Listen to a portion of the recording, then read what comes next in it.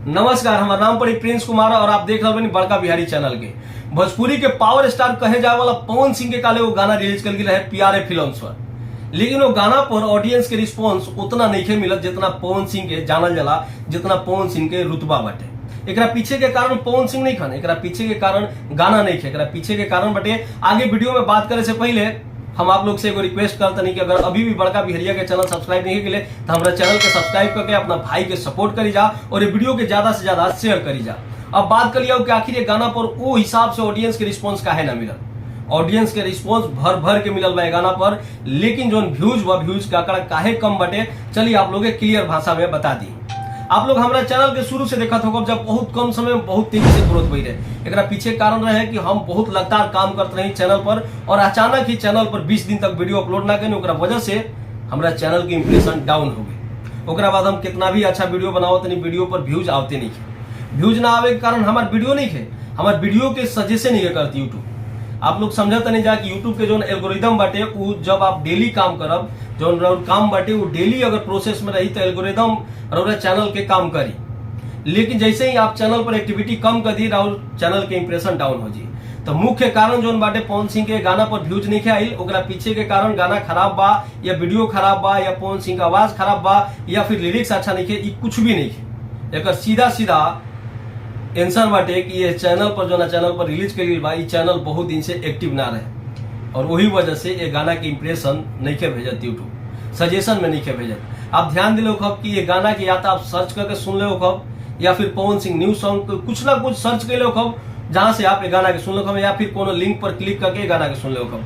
आप यूट्यूब अगर खोली तो स्क्रॉल करी, आप लोग के गाना सजेशन में ना मिली। गाना बहुत सुंदर बाटे, जितना तारीफ करी उतना कम बाटे। पवन सिंह के एक्टिंग वैसे भी जब आरा के नाम पर गाना वेला तो भाई साहब पवन सिंह के रुतबा एक अलग ही दिखाई देला, जो ये गाना में आप लोग के दिखाई देता थे।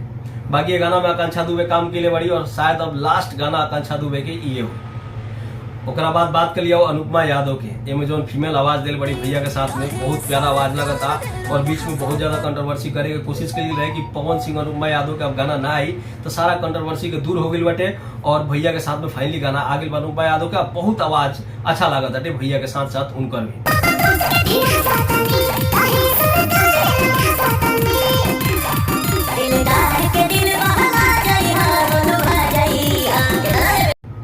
अब बात कर लियो गाना के लिरिक्स के। गाना के लिरिक्स जबरदस्त बाटे। जब भाई जब आरा पर गाना आई तो जे भी लेखक होके इस तरह गाना लिखले बड़ा प्रिंस प्रियदर्शी, चाहे जोन भी लेखक होखस या फिर भैया खुदे पवन सिंह आरा के नाम पर जो गाना रही ओकरा के बड़ी जांच पड़ताल करके गावेलन।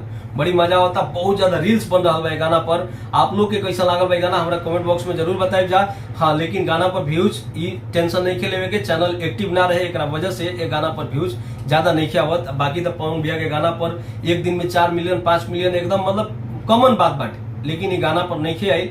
ये गाना पर एक दिन में मात्र 2 मिलियन व्यूज आयल बा। एक पीछे कारण की जो चैनल बाटे। अब बात कर लिया कि जो सारे गामा हम भोजपुरी बा ऊपर कोनो गाना कोनो वीडियो को अपलोड करी तो वो बहुत ज्यादा व्यूज आवेला। आप लोग ये चीज के रिलेट कर पाओ तो कम जाके सारे गामा हम भोजपुरी आप देखो तो कम हमेशा एक्टिव रहेला, कुछ ना कुछ वीडियो कुछ गाना हमेशा अपलोड करेला। ये कारण बाटे कि सारे गामा के जितना भी वीडियो बा ओकरा के सजेशन में यूट्यूब भेजेला, ओकर इंप्रेशन बहुत हाई होला। बाकी आप लोग गाना सुनी जा, एंजॉय करी जा और बड़का बिहरिया के थोड़ा वीडियो के शेयर करी जा। हमारो हाल ये हो गई बा कैसे कम 20-25 दिन तक अपना चैनल पर कोनो वीडियो अपलोड ना के लिए रहे। बाकी आप लोग खुश रह जा, मस्त रह जा, स्वस्थ रह जा।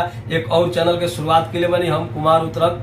खैर ओकर एडवर्टाइजिंग नहीं करत, मतलब वो अभी वीडियो भी वैसा नहीं डाले, लेकिन आप लोग विश्वास करी जा, वो चैनल के जाके सब्सक्राइब करी जा और वो चैनल पर बहुत बेहतरीन काम करे के हम कोशिश कर रहे बनी।